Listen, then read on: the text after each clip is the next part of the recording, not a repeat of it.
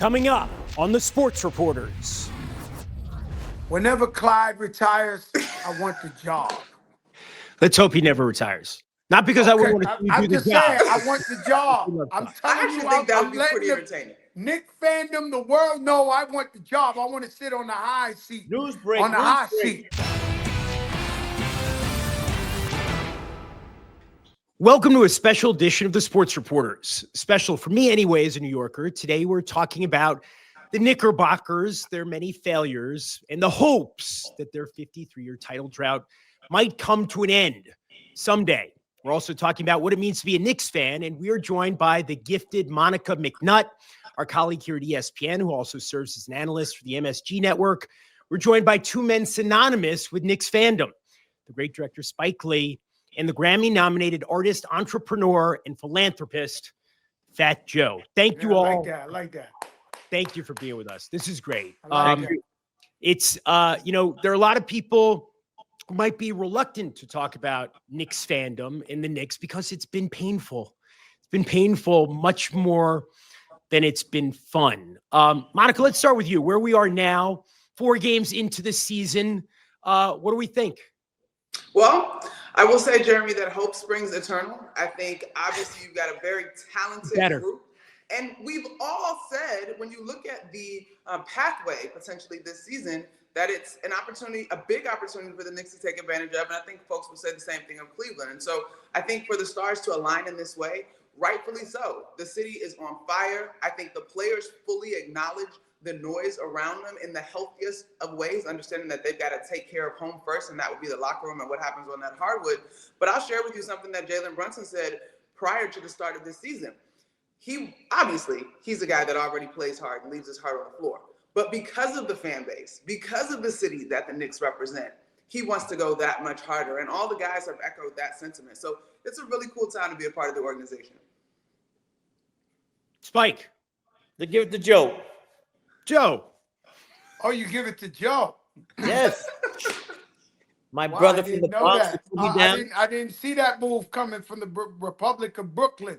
Yeah, that was a behind the back ball Clyde Frazier pass. It always goes back to Clyde. If I ever thought, you can call me delusional, but if I ever thought we ever had a chance to win a championship, it's this season. Because the bench is stocked up.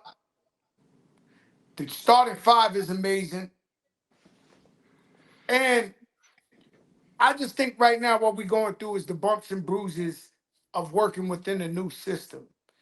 And unfortunately, Cat is the one that's being like, he got to get used to the system because he's a superstar, all-star player. But he gotta, he's accustomed to having the ball, step back, doing what he wants to. The way they got this ball moving, which is the right way to win. But if they all finally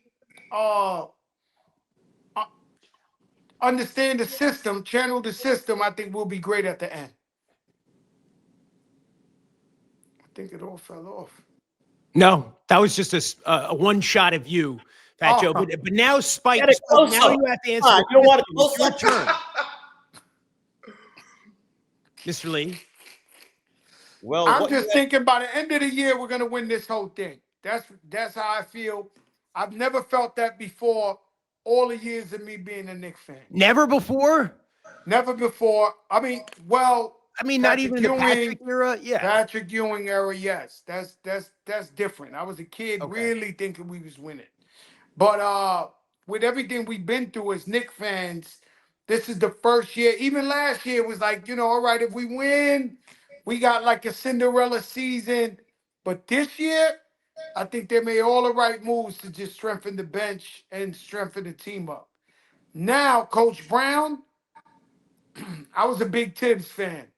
So, I got to get used to him. I've been around there. I've been sitting next to him, so I've been hearing how he's coaching. He's very inspirational, motivational, one of the guys. Tibbs was more like a dictator. Whatever he says, go. Mike Brown got them calling him Mike. The end of the game, I heard him tell Carl Anthony, yo, I appreciate you, man. Thank you, man. I appreciate you. That's a different style of coach than I'm used to. So I'm just waiting to see how this all pans out. Spike, you've been right. You were a kid when they won the 2 titles in 70 and 73. In fact, behind me is the original, not the Fugazis hanging in the garden now, but the original. How did you get your hands on that? Spike Lee. I was at Game 7, May 8th, 1970. Willis. Walt Frazier says it was a Walt Frazier game and not the Willis Reed game. But, God bless Willis, the captain. And I've been a season ticket holder since Pat Ewing's rookie year. I didn't start courtside now. Wow. I remember back in the day, each section had a color. So I was in the green. And every season I moved down. But my father would take me to the old garden on 8th Avenue, and we'd be in the last row. And back then, you could smoke. So you especially see it in the box and stuff. There's nothing but smoke. But I didn't care. I mean, I was in the garden, and I was just enjoying the Knicks. And this is I agree with everybody, particularly my brother Joe. My sister's kind of, but I'm on board. Like my brother, from a boogie down. This is the year. Halliburton, had to take the hammer to his knee. Tatum, I did the same thing. And my brother Dame, all those guys wore the number 0. That I don't know what that is, but that's not a very weird. That ain't no action. Yeah, I don't want no 0 on my back. No, no time soon. The league. Nah. Even if I was in the league, I would change my number. Right now. Bad omen. That's 0. That's 0. I'm not tempting the God. I'm not tempting the basketball gods with that. Hell no. Now, Monica, you're not a New Yorker. You're from the DC area, but you are now formerly known as Chocolate City. A beautiful place. Yo, Monica, how's that chili bowl place? Is it really good like that? So Ben's Chili Bowl was a longtime staple. The owners are very active in the community. I haven't been in a while. But it is a landmark. Yo, Monica, all I asked you was the chili good, Monica. It's a landmark. You should go. I gotta go. I passed it so many years because I know it's taking me straight to the bathroom, that chili bowl. I know that. Hey. This is a very different edition of the Sports Reporters. I love it. This is great. To your point, though, Jeremy, I have been embraced by New York in a way that I could have never anticipated. But what I appreciate most about these guys and about Knicks fans that stop me on the way to the gym or want to chat while I'm on the train, they're so smart. They get it. You're right. The path to get here has been filled with its highs and sure some of its lows as well. But they truly ride with this team. And I think Leon Rose has done a great job of moving this team into this era. Yes, this year, championship or bust, the city feels that way. The players know that's how it feels. But when you look at the last 3 of the 4 in terms of this team moving into back-to-back 50-game seasons, and as Joe said, putting the pieces in place to be a team that is undoubtedly a contender when you talk about the league nationwide. Like, the city is just so alive riding with this team. Just jump in here. We all saw the celebrations outside the garden on 7th, 8th Avenue. When that glorious day happens, if I was the city, when the Knicks win, I want to be on the road. But is at the Garden, MSG, the World Based Stadium Arena. We don't need no Spike Lee started this. Trust me. Let me finish. They'll come with the Spike Lee started this. Joe, let me finish. They could bring the Marines, the Coast Guard, NYPD, and ICE. Oh my God. And ICE. That ain't gonna stop us. Not that part. And I want I used to be in the front. But this is what it's all about being Knicks fan, though. You're fantasizing about something that hasn't happened in What we saw a preview. Right. But playoffs. But I mean, to maintain this degree of fandom, and it's not just you, Spike, and it's not just you, Joe, over the decades, when think about the New York Knickerbockers, right? You know, this is the home of basketball, the world's most famous arena, the greatest city on the planet. And now it's been 53 years. How do you even wrap your head around all of this frustration and futility and disappointment? We had exciting years. We had great players. We had Stoudemire was on a tear, and then we brought in Melo. We had the Stephon Marbury. We had pieces, right, to give us hope. Every year, one thing they do, one game that Dolan does know how to play is to give you hope game. So every year, I don't care if you're a mechanic, you work in a store, you're a nurse. Every year, they give us something to make us think maybe we got a chance. I'm just saying this year is finally real. But they gave us chance. They gave us hope with certain moves they were making. It just never panned out. So now we finally see what we did last year, and we're like, all right, we need a bench. Now we got Jordan Clarkson. Now, I don't know about you guys. I think the coach needs to play him more. Get him in a rhythm. You know, with these basketball players, they got to get in a rhythm. You can't just pull them in for 2 minutes, pull them out 2 minutes. They will never get in a obviously rhythm. A lot more guys playing now, right, than under Tips. I mean, it's a whole different philosophy. 11 guys the other night. That's all right? 10 or 11. Yeah, we got a superstar named Jordan Clarkson on the bench that they bring in every 2 minutes, like, let the man play. Like, go ahead, Monica. Light him up.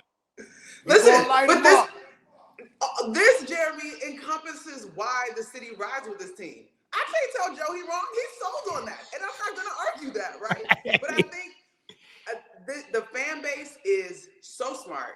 And you think of all the great artists and performers, the folks that come out of New York, like this Jay-Z said, right? Like, if you can get it here, you can get it anywhere. And so I think that is the a fact. fan base always has a hope because New Yorkers innately believe in themselves more than I think anybody else. And so I am not surprised that despite the ups and downs, the finals appearances, the semifinals losses, the history, to get to this moment, folks have stayed a part of this organization because it's very much part of the fabric of the city. Right. Now, look, you guys are among, if not the two most visible Knicks fans in a city of Knicks fans, of millions of fans. And there are a lot of people sit at Celebrity Row and they're there to be seen and to be part of. There's a difference between Celebrity Row and people pay for their tickets. There ain't no free for me. I pay for my tickets. How much? I'm not going to say that. But I said before, since Patrick Ewing's first rookie year, when Dave DeBusschere, I don't want to get this, I don't know what the story was, but when he got the card, and he said, Patrick Ewing, I jumped in the A train, got off at 34th Street, and slept online, I think 5 hours, and then got my season tickets when they opened up the box office. 85, 40 years ago. But I saw Patrick live at the Garden because that was the Hoyas against St. John's. John Thompson's Connor Secker. Monica loves the Hoyas. Those biggest games. Yes, shout out to the Hoyas. And I was at the sweater game where Thompson came out the same sweater that Connor Secker had. The late Lou. They're both gone. It's is bringing St. John's back. All right. Well, we can get to St. John's, but let's stick to the Knicks, guys. So, again, I'm not trying to change the subject. Right. No, but Celebrity Row, right, is part of it. But some people are there. It's a thing. For you guys, it's part of your identity. What does it mean to you to be there, to be part of this Knicks community? Joe. Well, I went from being Fat Joe, the superstar rapper, to the guy we see at the Knicks games. So now anybody sees me in New York, the ladies, everybody, they were like, "You're the guy to be at the Knicks game." I'm like, "Yo, my man, it's so much complexity to Fat Joe, but just me sitting at the Knicks game." But similar to Spike, a little bit different. You know, I watch Michael Jordan this small from Upper Deck, Hulk Hogan this small. You know, I was the Upper Deck king. I used to actually scalp tickets, something I never said before outside of Madison Square Garden. So I know the ins and outs. You mean selling, not buying? Selling, buying too, because it goes to anybody selling. So the gimmick is you bought 3 tickets, 2 of your friends dropped out. They said they're not coming. You stuck with 2 tickets you paid $200 for. I buy them all for you for 50, maybe 100 for you to get the popcorn and the glizzy. Now I sell those same tickets for $600, $700, and I keep doing it all day till the bell has rung. And so I would, whatever tickets I would get left over with from scalping, I would go to the game with the best ticket. And so that's how I started progressing, making it down. There's not a game that I go to the Knicks game and don't look up a deck and start praying to God and thanking him that I'm able to sit front row, because I remember those seats. And how about I love those seats up there. It was an honor to sit in them seats up there. The seats were blue. Blue heaven. Yeah. To sit up there was an honor. To get in the garden was an honor. Yeah. So now that I come and, I'm a baby Spike Lee. Nice. Well, I mean, Spike, for you, that fandom and that identity with the Knicks and what the Knicks have meant to the city over the decades, how do you express what that means to you? Well, I mean, a lot, what I would say, I don't want to repeat it, what my brother Joe said. When I was young, and I was sitting, and we called the Blue Heavens, and the SGO card, you get cheaper seats. And then I never thought about one day would get sitting courtside. I was just happy to be. And also, I'm older than everybody else. So I was at Game 7, May 8th, 1970. So I grew up with those Knicks. Right. And every time I see, Walt Frazier, I give him a hug, who's my favorite Knick? Is my favorite Knick. So I'm just blessed that I was able through, I never knew I wanted to be a filmmaker, but so once I had some money,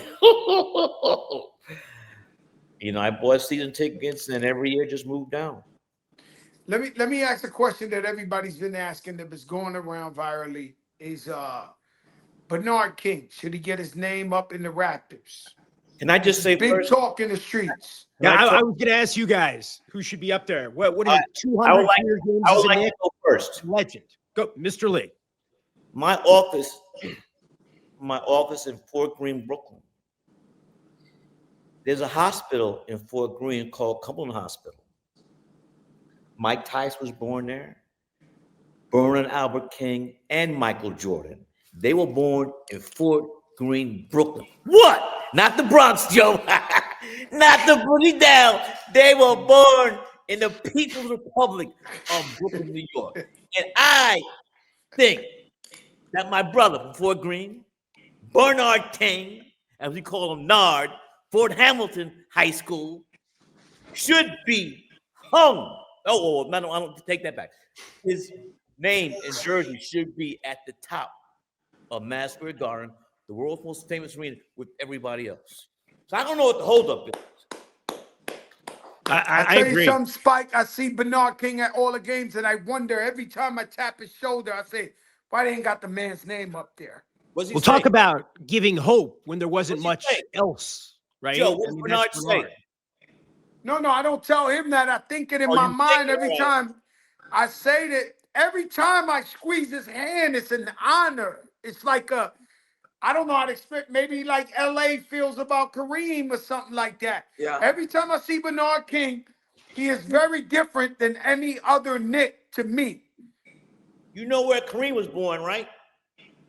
Which hospital? Right. Where was he born? In Harlem. Yeah, in Power Memorial. You guys Lou know that Alcindor was born in Uptown Harlem. this is totally irrelevant, but Not the Bronx. You know Al Pacino's from the Bronx. Don't start your. Let's stop this. Koozies from Queens. He was born in a hospital in Queens. You guys know, though, this is totally irrelevant, but Steph Curry and LeBron James were born in the same hospital in Akron. Oh, I didn't know that. Oh, Isn't that crazy? I like That's insane. Bernard, Albert, Tyson, and Jordan better. Okay, I'll give that. That's me. Fort Greene, baby. That's me all right now. Fort Greene. Monica, what's it going to take? Have you heard anything, from inside the organization, inside the building about, more numbers, putting them up there, along with DeBusschere and Bradley and Reed and Frazier and Red and all those guys?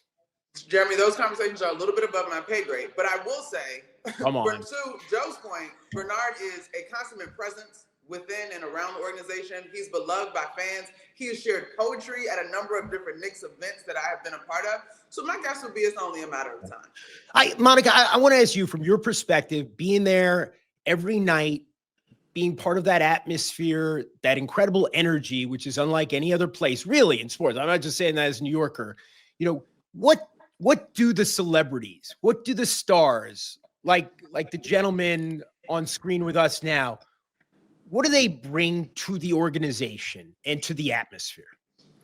I would say a sincere fandom.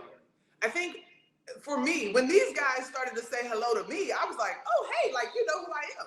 But they are consuming this team and its broadcasters. And while they are known for the various wonderful things that they've done in their career path, they are truly fans. Like walking through those hallways and bumping into folks, and they want to see Tyler and I with our viral calls, and they are truly interacting us and reminding us all of the power of sport in terms of bringing so many different walks of lives together, right?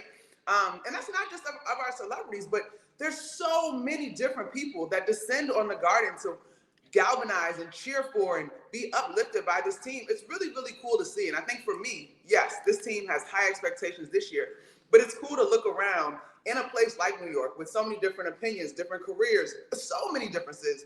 This is the thing that brings the city together, without a doubt. Being that we talking right now about our beloved Knicks so much, I want y'all to know, I'm going to say it for the first time here, I want the job. I want the job. Whenever Clyde retires, I want the job.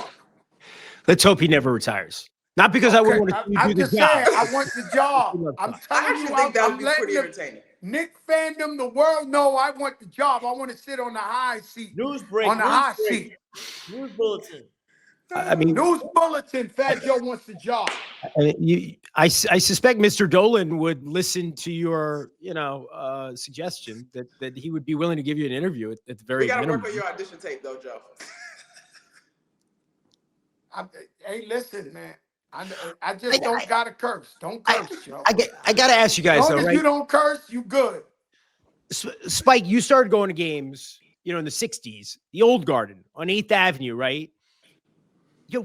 The noise now, I hate to sound like an old man. Why is it so loud? Why is it constantly so loud? Why isn't there one moment of quiet during a game? The music is always thumping. I mean, I know it's all part of the atmosphere now. It's a different world. Their timeouts. Everything. It's just always so loud, even when they're playing. Well, you know what? When it isn't loud, that's when we get scared. Timeouts. When we're playing, it should be loud. No, when it isn't loud, that's when I get nervous. I don't mean just from the fans. I mean from the PA. I mean from the speaker. It's the voice. I grew up with John Condon, so I'm not gonna say. No, I don't mean. I mean the level of music that is played, how loud it is in the Garden. You say the music is loud, right? Yeah, that's what I mean. Well, let me ask you a question. When's the last time you've been to a hockey game?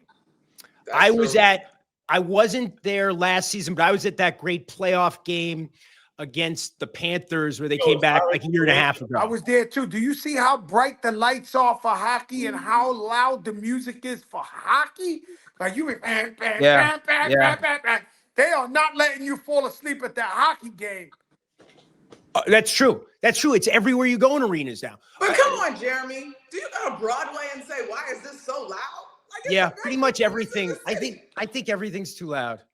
Jeremy, it's that time for you know. But you didn't hear Eddie Condon You on need the some orchestra. ear muffins. Right. You need some Nick ear muffins. You need Right. the ear muffins. Right now here's the thing, right? Like speaking of the Rangers, right? You're talking about hockey.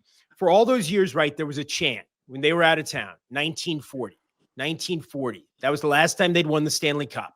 And then they didn't win again until 94. It was 54 years, which seemed like forever, eons, right? But we're at 53 with the Knicks. Like there should be 1973 chants when they're playing on the road. To maintain Those crowds aren't smart enough. Especially in Boston, Indiana. All right, let's go for it. Listen, let me tell you something. This guy, Ben Stiller, there's certain fans, right?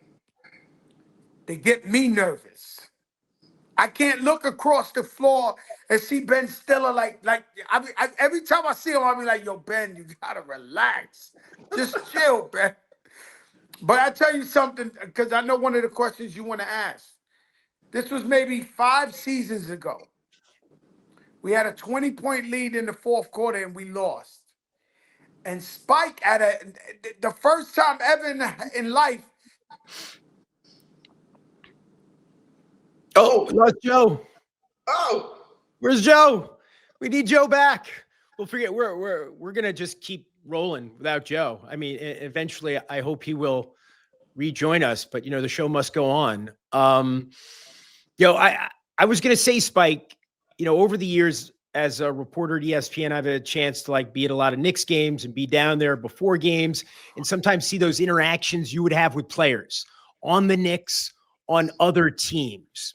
When you think about your most memorable interactions, and some are, of course, famous, especially with Reggie, what are the ones that stand out for you, your interactions with players? I think it was that game we lost against the Pacers, and Reggie went crazy. And we had everybody remembers that. Yep. Yeah.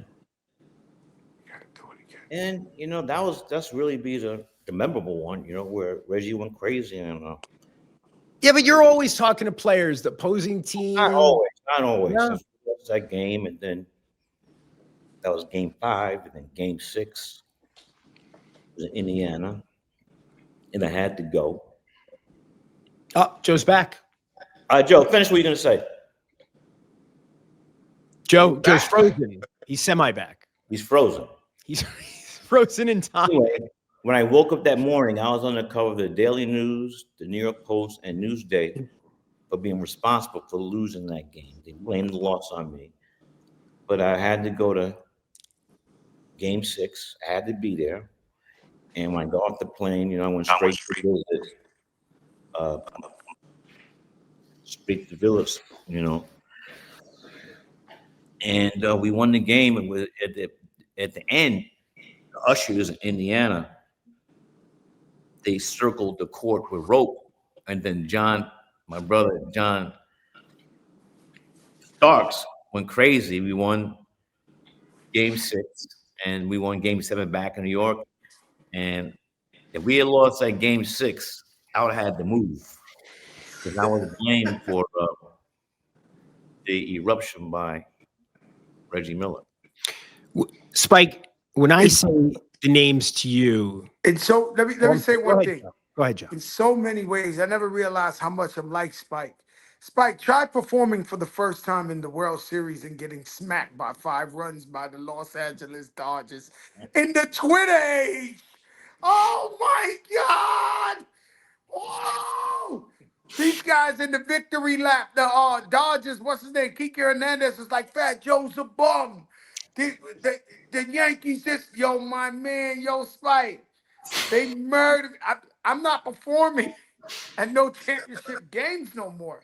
I'm just not. It's not worth it anymore for me. Come on. If the Knicks said, come on, they're in let's say they make it to the finals for the first time since 99. Knicks asked you to perform. You're going to say no? I'm going to tell them I love them. I'll support anybody else that performs. Bring Mary J. Blige. I'm good. Like, keep me out of this. Be careful what you wish for. I went through it. Not like Spike. Spike, Spike, damn, man. Yo, so when Halliburton comes at the end of the game again like this, what does that feel like, Spike? I wasn't even there. But you know what that was. Yeah, we had a discussion. They'll stay private. Spike, Hey, whoa, but let this though. What comes around goes around. Yeah. This year, wait. we got the Haitians in Brooklyn. Oh man, We got the Haitians in Brooklyn. when Spike, I say those names to you: Reed, Frazier, DeBusschere, Bradley, Barnett, Monroe, Jackson, Holtzman. Mike Reardon? Yeah, what goes through your mind? Jerry, Lucas. Yeah, what goes through your mind? Those are my. Those are my guys. That first championship. You forgot Nate Bowman, Cassie Russell, Dave Stallworth, Mike Reardon. Those are my guys. And the 72-73 team we repeated both times beating the Lakers. I was at Game 7, May 8th, 1970. We've established that. And want me to say it again? I will. I'm sorry, I couldn't help myself. Don't tempt me. And so Spike, your dad had some money, huh? No, not really. He was a jazz musician. Yeah. But my father's lawyer had season tickets, and he had promised me that there was a Game 7 I can go.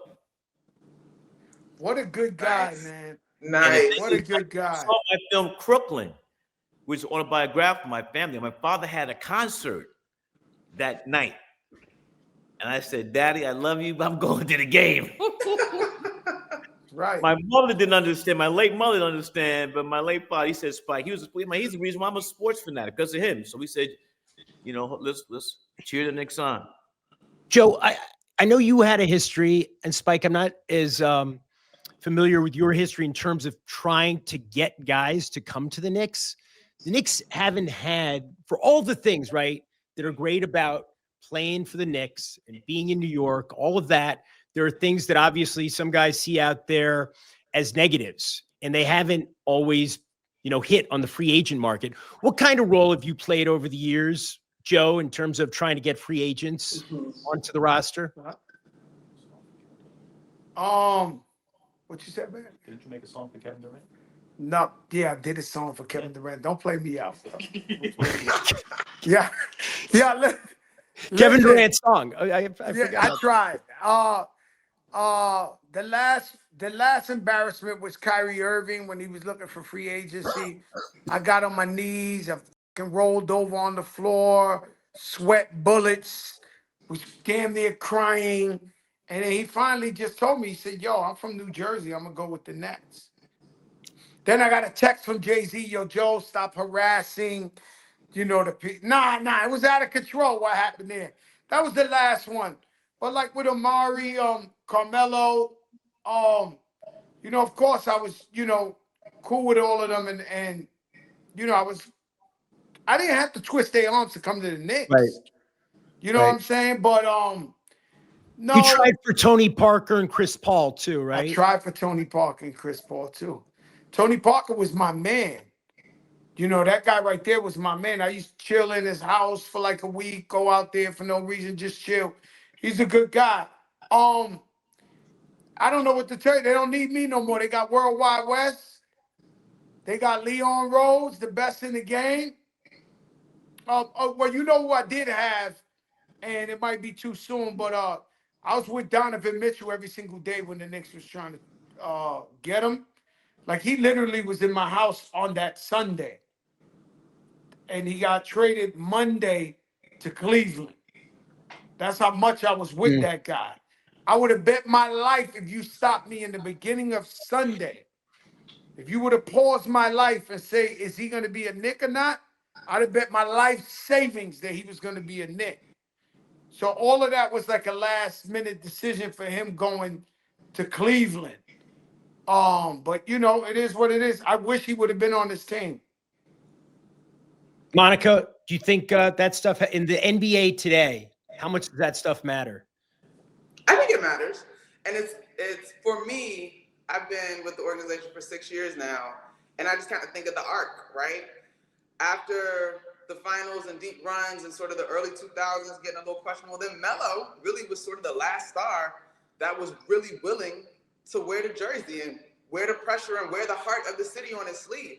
But to get to where we are today, I think it's worth giving Julius Randle the shout out because he helped turn things around. And then, as much as the noise around Donovan Mitchell was rightful, Jalen Brunson embodies the city in a way that I think is quite appropriate, right? Like, this is a guy that was drafted in the second round, was counted out, did not expect to reach the heights that he's reaching in his career, and he's done it with such poise and grace and grit that, to me, again, runs through that through line of what New York is about. It's not about the outside noise. It's about the power within. Spike, I'm going to ask you this question. Hopefully, Joe will rejoin us. Apparently, there's some technical issues with Joe's feed. When I say this name to you, what are you thinking right now? Giannis Antetokounmpo. I read the sports papers like everybody else before I read the rest of the papers. And I would not make that trade now because a lot of stuff is about chemistry. And this is, I think, what we need, we got. What we need, we got. And it was guaranteed if we get them who we have to give up. He can't do it alone. So we get him and trade everybody else. What's the point? Joe? I want to hear Monica. I mean, I agree with Spike. Like, I think, too, again, going back to just covering these guys night in and night out, one of the things that we heard a lot of going into the season was about the chemistry that has been established, right?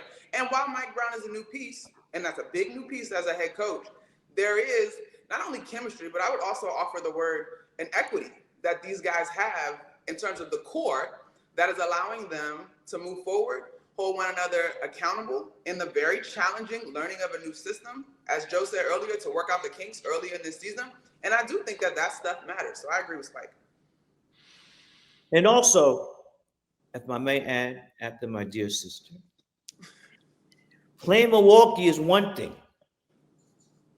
Playing at the Garden in New York, everybody can't play in New York. I don't care how great you are. Everybody is not ready for this stage. The world's most famous arena, Madison Square Garden. Between 7th and 8th Avenues.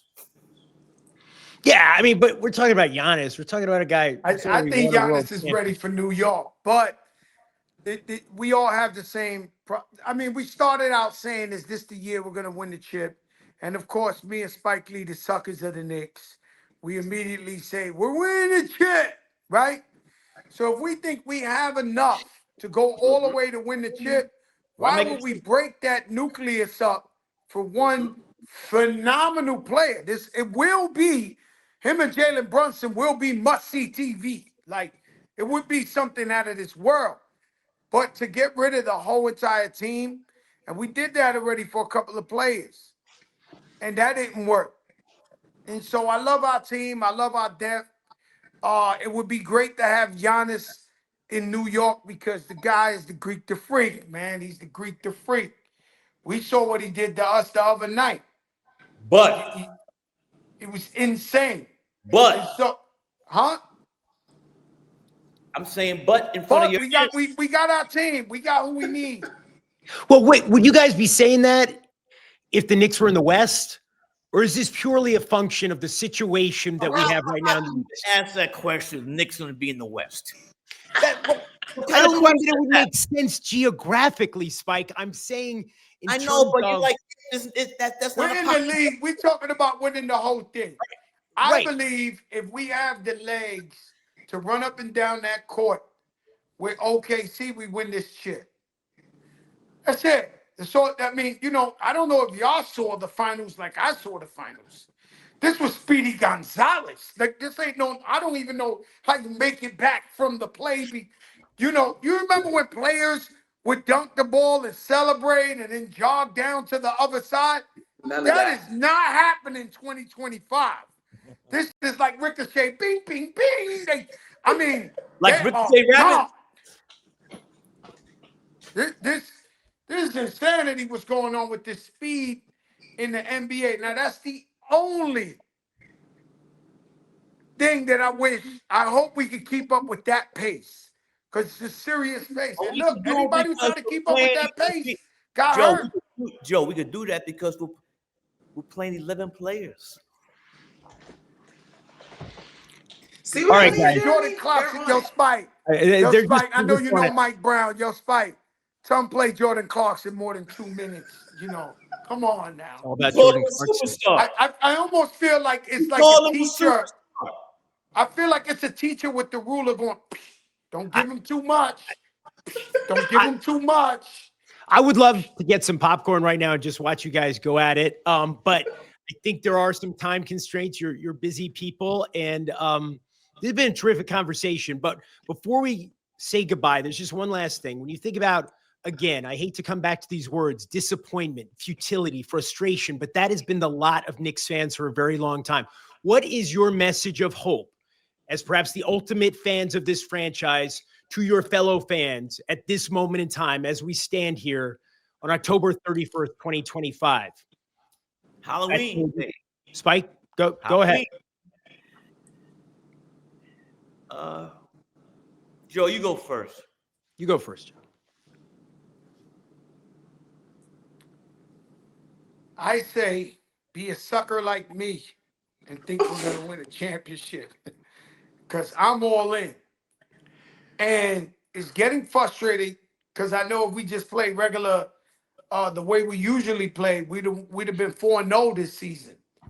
But being that we're trying to learn a new system, we're 2-2. So it gets frustrating because you know you're better than these other teams. And your lineup is better, but you got to learn the system.